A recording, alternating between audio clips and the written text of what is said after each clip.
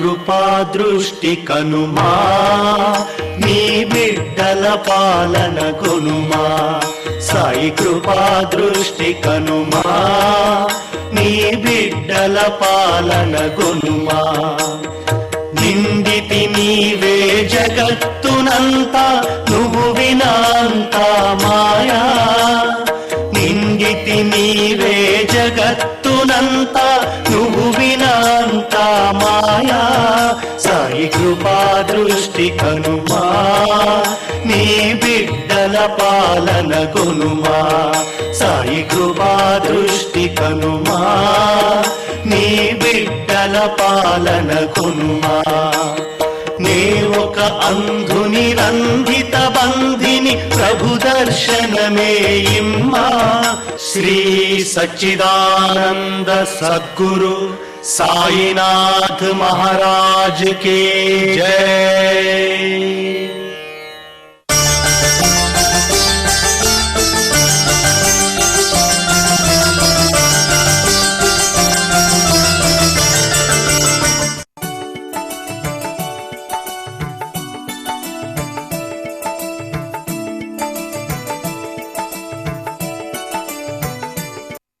పరబ్రహ్మస్వరూపమైన సాయిబాబా భక్తులకు అందరికీ నమస్కారం.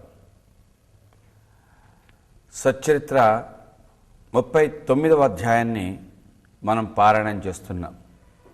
ఈ 39వ అధ్యాయంలో హేమాది పంత్కు నానాసాహెబ్ చందోర్కర్ గారు చెప్పినటువంటి భగవద్గీత శ్లోకానికి బాబా ఏ రకంగా అర్థాన్ని తెలియచేశారో దాన్ని హేమాది పంత్ వివరంగా చందోర్కర్ గారు చెప్పిన దాన్ని బట్టి వ్రాశారు. దాన్ని ఇప్పుడు మనం విందాం. ఆ రోజులలో చాలా తక్కువ మంది బాబా దగ్గరికి వెళ్ళి వారి దగ్గర ఉన్నటువంటి ఆ రోజులలో చందోర్కర్ గారు ఒకసారి బాబా దగ్గరికి వెళ్ళి బాబా కాళ్ళు ఒత్తుతూ ఉన్నారట. ఎవరూ లేరండి ఎక్కువ. అప్పుడు ఒక్కడే కూర్చొని బాబా కాళ్ళు ఒత్తుతూ ఉంటే చందోర్కర్ గారిని బాబా అడిగారట, ఏమిటి గొణుగుతున్నావని. బాబా సంస్కృతంలో శ్లోకం బాబా అన్నారట. చూడండి, అంటే ఆ చెప్పే సమాధానంలోకి చూడండి ఎట్లాంటి ఆలోచన ఉందో. అంటే చందోర్కర్ గారికి మనసులో ఏముంది, బాబా చూడ్డానికి మహమ్మదీయుడిలాగా ఉన్నాడు కదా, ఆయనకి సంస్కృతం ఏం తెలుస్తుందా అని అనుకున్నాడేమో. అందుకని ఏం గొణుగుతున్నావని బాబా అడిగితే సంస్కృతంలో శ్లోకం బాబా అన్నారట. ఏది కాస్త పెద్దగా చదువు చెప్పు అన్నారట. వెంటనే బాబా వింటాడు కదా అనుకొని చందోర్కర్ గారు ఏం చేశారు, పెద్దగా వినిపించేటట్టు చెప్పాడు. తద్విద్య ప్రణిపాతేన పరిప్రశ్నేన సేవయా ఉపదేక్షంతి తే జ్ఞానం జ్ఞానిన తత్వదర్శినః అని పెద్దగా చెప్పాడు. బాబా విన్నారు. బాబా అడిగారట, దీని అర్థం ఏమిటి నానా అని. అంటే బాబాకు తెలియదేమో అనుకొని ఈ చందోర్కర్ గారు బాబాతో అన్నారట,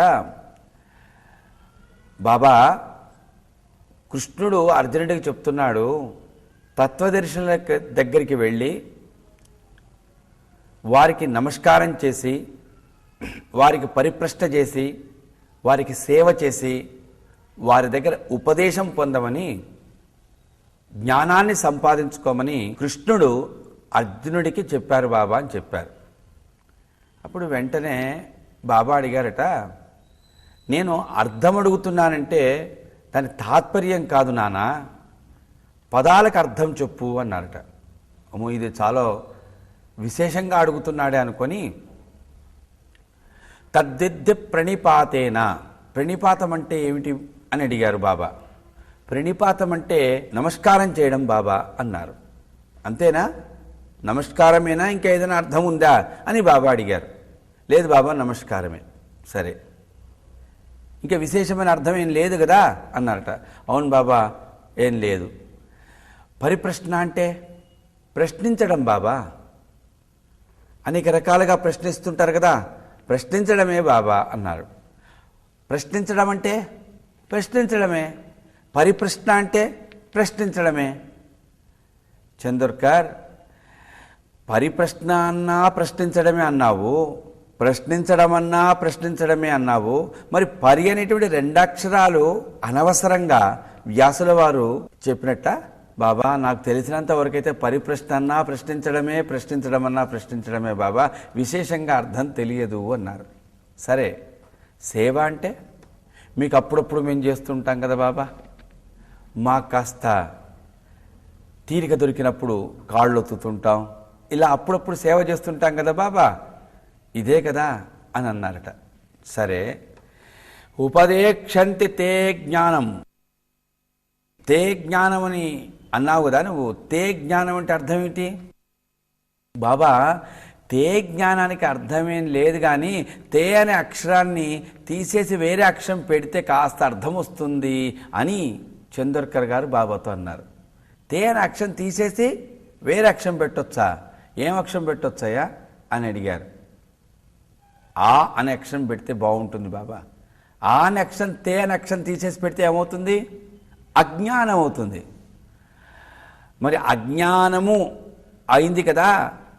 మరి ఉపదేక్షంతి తే జ్ఞానం అంటే తత్వదర్శనుల దగ్గరికి వెళ్ళి ఉపదేశము జ్ఞానము సంపాదించుకో, ఉపదేశం పొంది జ్ఞానమును సంపాదించుకో అని అర్థం ఉంది కదా. మరి ఆ జ్ఞానం అన్నప్పుడు దాంట్లో ఏమైనా అర్థము తప్పుగా వస్తుందా? రాదు బాబా.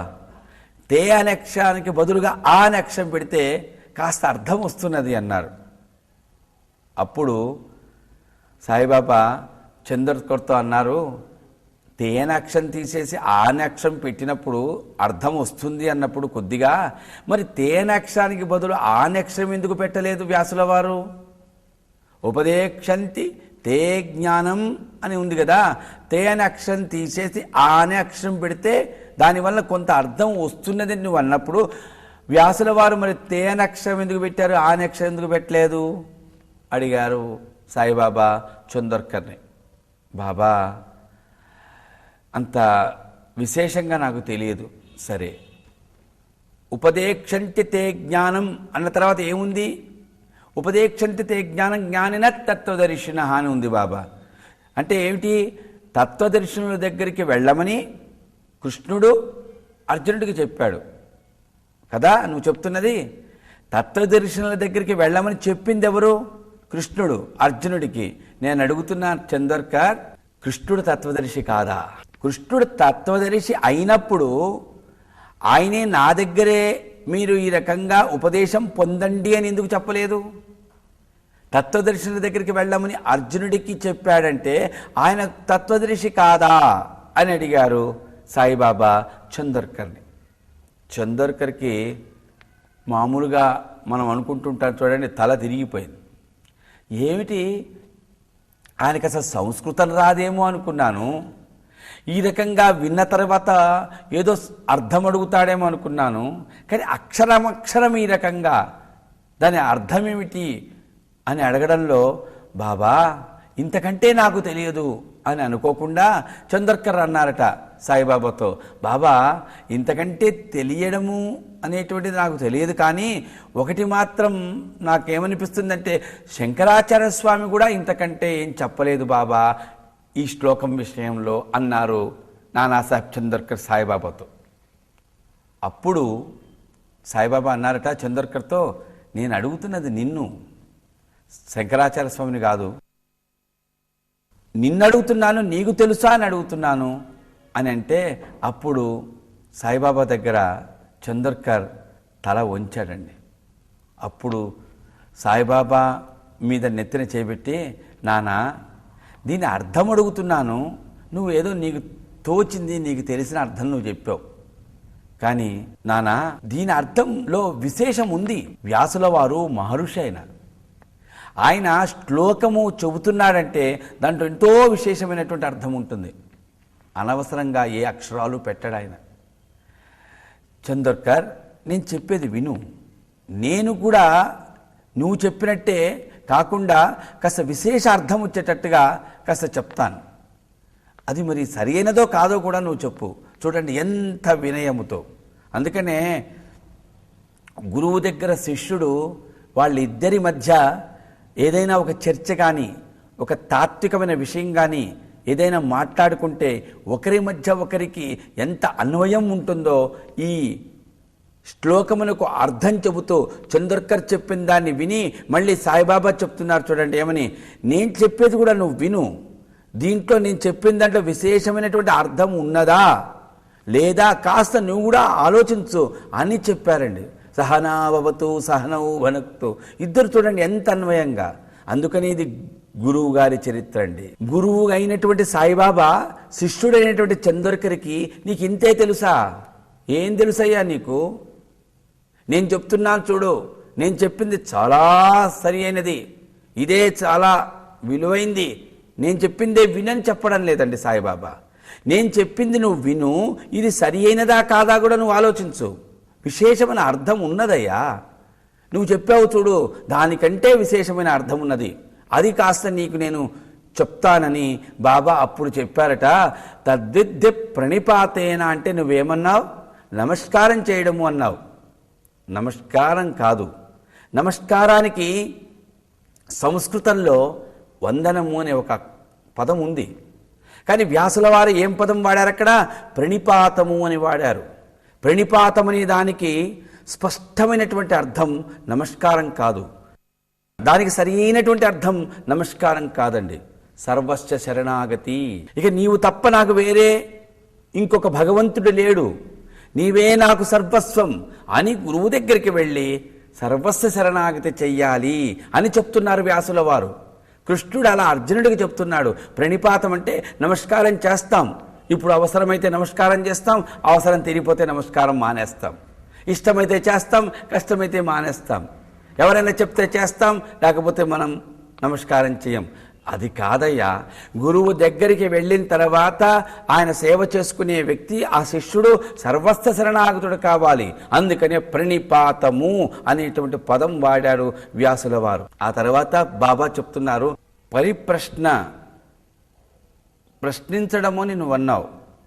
నాకు ఆరోగ్యం కుదురుతూ పడుతుందా, లేకపోతే మా అమ్మాయికి పెళ్ళి ఎప్పుడవుతుంది, ఇవి మనం గురువుగారిని అడుగుతుంటాం. ఇవన్నీ ప్రశ్నలే నానా సాహెబ్ చందోర్కర్. కానీ పరిప్రశ్న అంటే అది కాదు. పరిప్రశ్న అంటే ఆత్మసాక్షాత్కారం కోసం మనం గురువును వేసేటువంటి ప్రశ్న. ఇక్కడ ఒక విషయాన్ని మనం గుర్తుపెట్టుకోవాలి. గురువును ఆత్మసాక్షాత్కారం కోసం ప్రశ్నించడం అనేటువంటిది ఆలోచన చేస్తే గురువు దగ్గరికి వెళ్ళి ఆత్మసాక్షాత్కారం ఎప్పుడు వస్తుందని ప్రశ్నించడం కాదు. తన మనస్సులో గురువును ధ్యానం చేసుకుంటూ నేనెవర్ని అని తనకు తానుగా ప్రశ్నించుకోవడమే పరిప్రశ్న. ఇంత అర్థం ఉందండి తాత్వికంగా, ఇంత అర్థం ఉందండి తాత్వికంగా. సాయిబాబా చెబుతూ పరిప్రశ్న అంటే ఇది అని చెప్పారు చందోర్కర్ గారికి. పరిప్రశ్న అంటే నేనెవరు అనేటువంటిది నాకు నేనుగా ప్రశ్నించుకుంటే పిచ్చివాడిని అయిపోతాను. కానీ గురువును ధ్యానం చేస్తూ గురువు యొక్క సేవలో ఉంటూ నేనెవరు అని తనకు తానుగా ప్రశ్నించుకుంటూ ఈ మరణ జననాలకు అతీతంగా ఉండేటువంటి స్థితిని తెలుసుకునే ప్రయత్నం చేయడమే పరిప్రశ్న. కాబట్టి ప్రశ్నించడం కాదండి అక్కడ, పరిప్రశ్న అనేటువంటి పదం వ్యాసుల వారు అందుకోసం, అంటే గురువుకు సర్వస్వ శరణాగతుడై పరిప్రశ్న చేసి ఏం చేయాలట? సేవ చేయాలండి. నువ్వేమన్నావు? సేవ అంటే నాకు అప్పుడప్పుడు కాళ్ళు ఊతడం ఇట్లాంటివన్నావు. ఇవి శారీరకంగా మనం పడేటువంటి శ్రమ. సేవ అంటే మనస్ఫూర్తిగా ఏమీ ఆశించకుండా చేసేది సేవ, ప్రేమతో ఏమీ ఆశించకుండా చేయడం అండి. అందుకని సేవ గురించి సాయిబాబా ఇక్కడ చందోర్కర్ గారికి చెప్పినట్టుగానే హారతులలో సేవ అంటే ఏమిటో చెబుతూ, సేవా కింకర భక్త ప్రీతి అత్తర పరిమళ వారి హో. సేజహారతిలో మనం పాడుకుంటాం, సేవా కింకర భక్త ప్రీతి అత్తర పరిమళ వారి హో. దానికి సేవ అనేటువంటి విషయంలో ఆ పాటలో దాని అర్థం గుర్తు చేస్తున్నాను ఇక్కడ నేను. ఎందుకంటే సేవ అంటే ఎట్లాంటిదట? అగరబత్తి వెలిగిస్తామండి, వాసన వస్తుంది. వచ్చింది అంటే వాసన అర్థం ఏమిటి? అగరబత్తి కరిగిపోతున్నది అని అర్థం. రాలేదండి వాసన, అరే అది అక్కడ ఆగిపోయిందేమోరా అని అంటాం. అంటే అది కరిగిపోతూ ఉంటేనే ఇక్కడ మనకు వాసన వస్తుంది. సేవ సేవ కింకర భక్త ప్రీతి అత్తర పరిమళవారి హో. నీవు చేసేటువంటి సేవ వలన అత్తర పరిమళాలు ఏ రకంగా అయితే వాసనను వెదజల్లుతాయో ఆ రకంగా నీవు నలుగురికి ఆ సేవలో ఉండేటువంటి విశేషమైనటువంటి ఆ తన్మయత్వం ఏమిటో తెలియచేయి. ఆ హారతి పాటలో అర్థమది. ఇక్కడ చెప్తున్నారు బాబా చందోర్కర్ గారికి భగవద్గీతలో శ్లోకానికి అర్థం చెబుతూ, సేవ అంటే వ్యాసుల వారు చెప్పినట్టు దాంట్లో ఉండేటువంటి అర్థం నువ్వు చెప్పినట్టు ఏదో శారీరకంగా చేసేటువంటి సేవ గురువు గారికి చేయడం కాదయ్యా, మనస్ఫూర్తిగా ఏ రకంగా కూడా ఆశించకుండా ఈ శరీరం అనేది ఉన్నదంటే అది నీ కోసమే అనుకుంటూ చేసేది సేవ. తే జ్ఞానం, నువ్వే అన్నావు ఆని అక్షరం పెట్టవచ్చని. వ్యాసుల వారు పెట్టవలసింది ఆని అక్షరమే.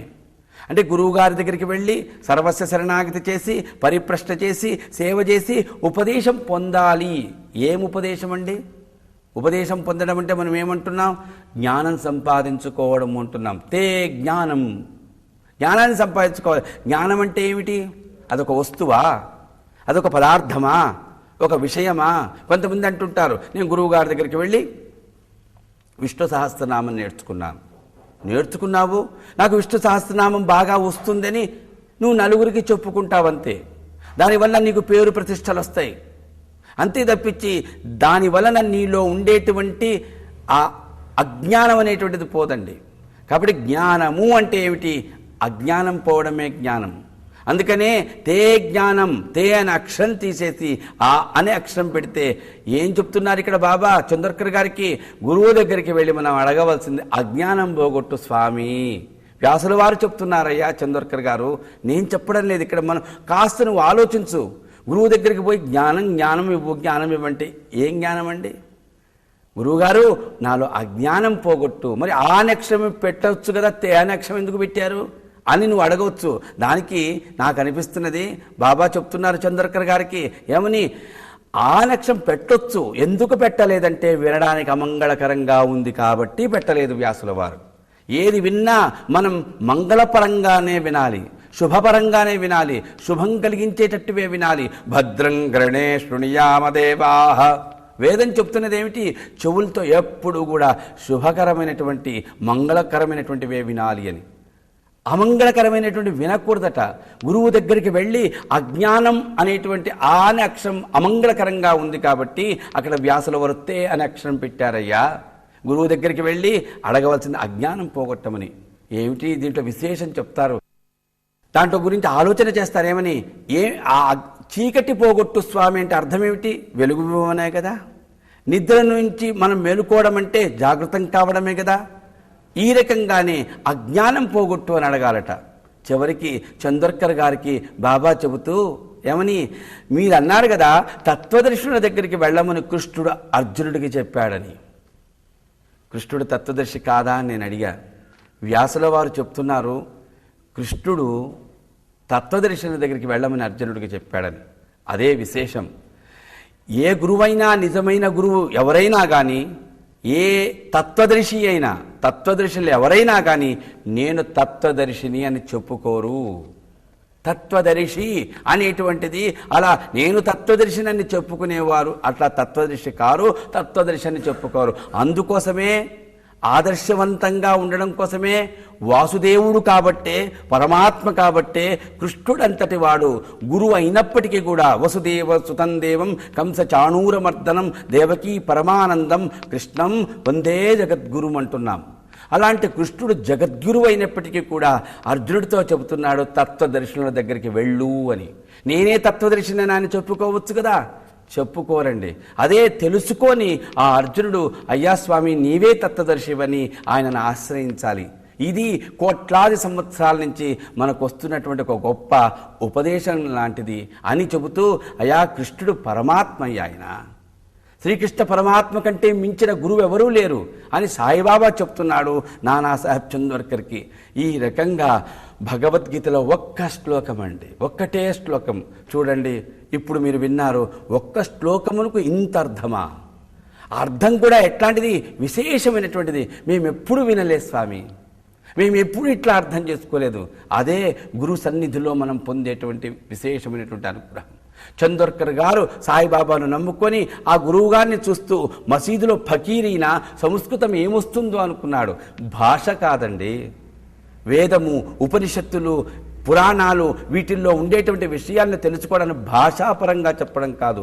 గురువులు వారి నోటి నుంచి, వారి మీద మనకుండే నమ్మకం ఉన్నప్పుడు వారి నోటి నుంచి వచ్చేటువంటి ఆ అర్థములు ఏవైతే ఉంటాయో అవి ఆ గురువు గారి నోటి నుంచి వచ్చినటువంటి ఆ మాటలకు అర్థం చాలా విశేషంగా ఉంటాయి. అందుకనే మనం ఒక్కొక్క పదానికి, సంస్కృత పదానికి డిక్షనరీ, నిఘంటువులో అర్థం ఉంటుంది, కానీ గురువుగారు ఇచ్చేటువంటి అర్థంలో విశేషార్థం ఉంటుందండి. గురువుగా పూజింపబడినటువంటి సాయిబాబా ఈ రకంగా చందోర్కర్ గారికి ఆ శ్లోకము అర్థము చెబుతూ, పదములకు అర్థం చెబుతూ చందోర్కర్ గారికి జ్ఞానోదయం కలిగించాడు. అంటే అజ్ఞానం పోగొట్టాడు. ఇంత గొప్పగా చెప్పి చివరికి సాయిబాబా అంటారు, నానా సాహెబ్, నేను ఇప్పుడు చెప్పాను కదా, మీరు విన్నారు కదా, ఇది జ్ఞానేశ్వర మహారాజ్ చెప్పాడయ్యా. చూడండి, నేను చెప్పానని చెప్పడం లేదు, జ్ఞానేశ్వర మహారాజే చెప్పాడయ్యా. ఏ ఆధ్యాత్మికమైనటువంటి గ్రంథం చదివినా, లేకపోతే ఏ భగవద్గీతలో ఏ శ్లోకం చదువుకున్నా, ఏది మనం వింటూ ఉన్నా మనకు మొట్టమొదట ఆలోచన రావాలి, నేను జీవిని అనేటువంటిది కాదు. శరీరమే ఆత్మ అనేటువంటి ఆలోచన కలగకూడదండి. ఆత్మ శరీరంలో ఉంది. అట్లాంటి నేను వేరు నీవు వేరు అనేటువంటి స్థితి కాకుండా ఎప్పుడైతే ఇట్లాంటి స్థితి, ఇట్లాంటి ఆలోచన ఆచరణలో పెట్టగలుగుతారో అప్పుడు దాని యొక్క అర్థాన్ని మనం విశేషంగా అనుభవించగలుగుతాం అని చెబుతూ ఈ రకంగా భగవద్గీతలో శ్లోకానికి అర్థం బాబా చందోర్కర్ గారికి ఎలా చెప్పారో చెబుతూ ఈ అధ్యాయంలోనే, ఈ 39వ అధ్యాయంలోనే సమాధి మందిర నిర్మాణానికి సన్నాహాలు బాబా ఎలా చేసుకున్నారు. బూటీ, శ్యామ ఇద్దరు పడుకున్నారట దీక్షిత్ వాడాలు. బూటీ లేచాడు, శ్యామ పడుకొనున్నాడు. శ్యామ పడుకున్నవాడు ఏడుస్తున్నాడట, లేపాడట. ఏం ఏడుస్తున్నావు?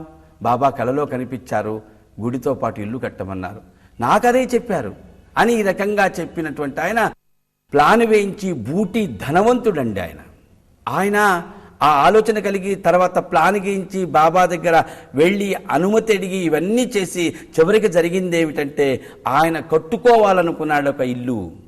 ఆ కట్టుకున్నటువంటి ఇంట్లో ఆ పెద్ద హాలులాగా తయారైతే కృష్ణుడు ఒక విగ్రహం పెట్టుకుంటే ఆ కృష్ణుడి విగ్రహం దగ్గర హాయిగా అందరం భజన చేసుకోవచ్చు, బాబా కూడా ఉంటాడనుకున్నాడు. కానీ జరిగిందేమిటి, బాబా బూటీ చేత ఆయన సమాధి మందిరాన్ని కట్టించుకున్నాడు. ఎవరి చేత ఏ పని చేయించుకోవాలో ఆయన నిర్ణయించుకుంటారు, ఆయనే సర్వాధికారి.